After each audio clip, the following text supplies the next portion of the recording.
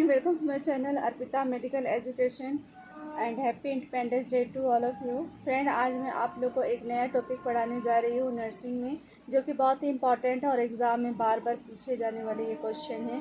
क्योंकि मैं आज इम्पॉर्टेंट ही बताऊँगी और इसमें आप लोग को ध्यान देने वाली बात है कि क्या क्या इम्पॉर्टेंट है और उसको ध्यान देना है आप लोग को।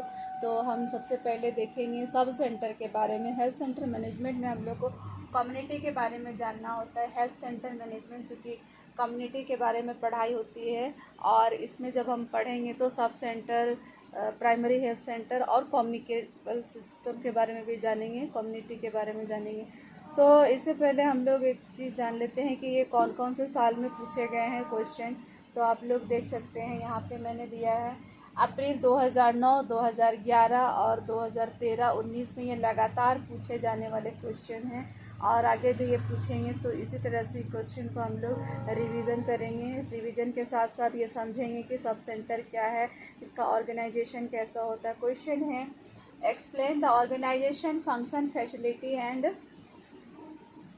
Facility of sub centre. इसका फंक्शन और फैसिलिटी क्या होती है सब सेंटर के बारे में ये जानना बहुत ज़रूरी है। अनदर लोगों को भी ये जानना ज़रूरी है, ना केवल एक नर्स को। तो सब सेंटर जो होती है एक्जुलरी नर्स मिडवाइफरी के द्वारा कंडक्टेड की जाती है।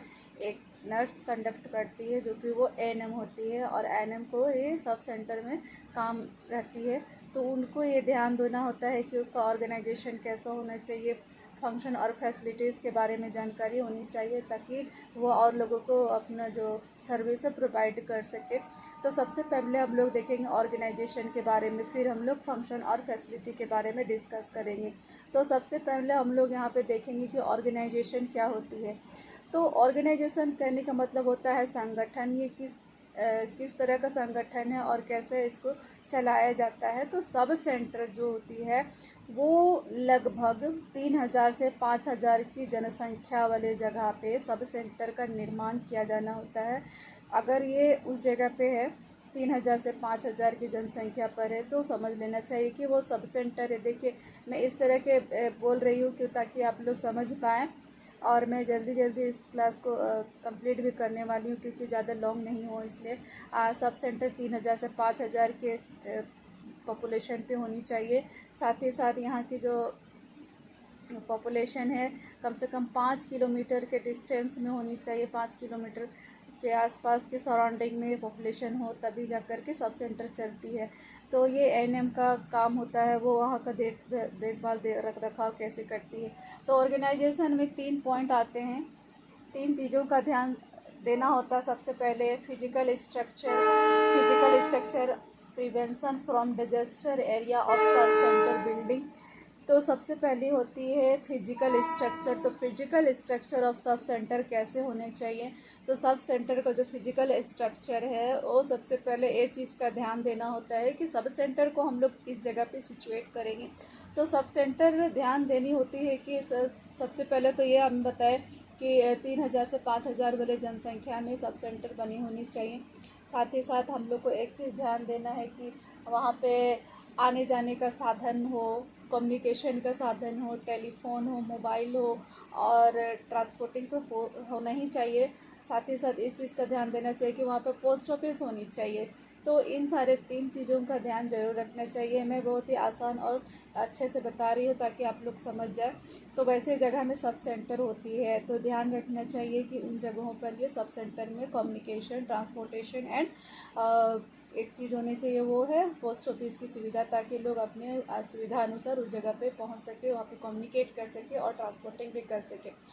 दूसरी चीज़ है प्रिवेंशन फ्रॉम डिजास्टर कहने का मतलब होता है यहाँ पे जैसे कि प्राकृतिक आपदाएं आ जाती है, कभी भूकंप आ जाता है, कभी बाढ़ आ जाती है, कभी आग लग जाती है, बिजली। तो इन सारी चीज़ों से बचाव के लिए भी एक उपाय होनी चाहिए। तो नर्स को इन सारी चीज़ों से बचाव होना चाहिए। तो उसके लिए हम लोग को कोशिश करना चाहिए कि सब सेंटर जो है, सब सेंटर ऐसे जगह पे बनी होनी चाहिए जो ऊंचाई वाले जगह पे हो, वहाँ पे बाढ़ नहीं आनी चाहिए, ताकि बाढ़ का पानी सब सेंटर में ना वहाँ पे आ घुस सके। तो बाढ़ से रहित जगह पे सब सेंटर को बनाया जाता है। सब सेंटर कभी कभी ऐसा होता है कि या तो पर्सनल घर पे भी बनाए जा सकते हैं, या तो रेंट पे भी उसको बना के उसको चलाया जा सकता है। तो सबसे पहले तो हम लोग ये चीज़ ध्यान देंगे। और दूसरी चीज़ है कि जब भी बाढ़ आती है तो उससे निपटने का भी उपाय आने चाहिए। एक नर्स होने के नाते निपटना कैसे है उसके बारे में नेक्स्ट क्लास में आप लोग से डिस्कस करूँगी, और आप लोग नेक्स्ट क्लास को बिल्कुल भी मिस नहीं करें, क्योंकि मैं फर्स्ट एड के बारे में आप लोगों को बताने जा रही हूँ। फर्स्ट एड एक नर्स को जानकारी होना बहुत ज़रूरी है। तो पहली है कि बाढ़ वाले जगह पे नहीं बनाना है। दूसरा है कि ऐसे जगह पे जहाँ पे आग लग जाए, जंगल के आसपास भी नहीं होनी चाहिए, या तो ऐसी जगह पे जहाँ पे बिल्कुल भी साफ़ सुथरा और अच्छे ऊंचाई वाले जगह पे होनी चाहिए, ताकि लोग आवाजाही कर सके, ट्रांसपोर्टिंग भी कर सके। और तीसरी चीज़ क्या होनी चाहिए कि जैसे आग वाली जगह में है तो फिर फायर ब्रिगेड का भी सुविधा होनी चाहिए। तो वो सारी चीज़ों को ध्यान देनी चाहिए। अर्थक्वेक और एक चीज़ होती है कि भूकंप नहीं आनी चाहिए उस जगह पे। भूकंप से रहित वाले जगह पर सब सेंटर बनाई जानी चाहिए। तीसरा है area of sub centre building. तो हम सब सेंटर को जो बिल्डिंग है वो उनका जो एरिया है कैसे कैसे होती है, कितना कितना मेजरमेंट का होता है, उनका साइज क्या होना चाहिए। तो हम अगर किसी अपने पर्सनल जगह पे बना रहे हैं तो उसका एरिया मेजरमेंट कैसे होने चाहिए। तो लंबाई चौड़ाई ये सारी चीज़ों को हम लाइटली बताती हूँ। यहाँ पे देखिए कि जो सब सेंटर की जो बिल्डिंग है, छत की ऊंचाई, जो छत की जो ऊंचाई है ना 73.50 स्क्वायर मीटर होनी चाहिए। एंड उसकी चौड़ाई होती है 100 से 20 मीटर स्क्वायर फीट की। तो इस तरह से इसकी लंबाई चौड़ाई होनी चाहिए, इसका मेजरमेंट सही होना चाहिए। तो वहाँ पे 3 चीज़ों का ध्यान रखना होता है सब सेंटर में। सबसे पहले तो लेबर रूम होने चाहिए, दूसरा क्लिनिकल रूम होनी चाहिए, और तीसरा क्या होती है विजिटिंग रूम। तो सबसे पहले तो हम विजिटिंग रूम को यहाँ पे प्रिफर करेंगे, विजिटिंग रूम, लेबर रूम और क्लिनिकल रूम। तो क्लिनिकल रूम कैसी होनी चाहिए, क्लिनिकल रूम का जो रूम है ना उसको इक्वल होने चाहिए लंबाई चौड़ाई 3.3 इंटू 3.3, यानी कि 3 वाले साइज में 3x3 के साइज में एक क्लिनिकल होनी एग्जामिनेशन होनी चाहिए, जहाँ पे ब्लड टेस्ट कर सके, हीमोग्लोबिन कर सके। और एक चीज़ ध्यान देना है कि लेबर रूम जो होती है वो भी अच्छे से उनको सिचुएट करना चाहिए। इसकी जो लंबाई चौड़ाई है, एरिया है, उन सारी चीज़ों का भी ध्यान रखना होता है। तो और एक चीज़ होती है कि हम इसमें जानेंगे फंक्शन एंड फैसिलिटी। तो फंक्शन और फैसिलिटी क्या होती है, तो हम लोग सब सेंटर में क्या क्या वहाँ पे खूबियाँ होती है कि हम लोग सब सेंटर जाए, और नर्सेस भी क्या ऐसा उनका जो खूबी है कि वहाँ पे उनको अच्छे प्रिवेंशन दे सके, उनको क्योर दे सके।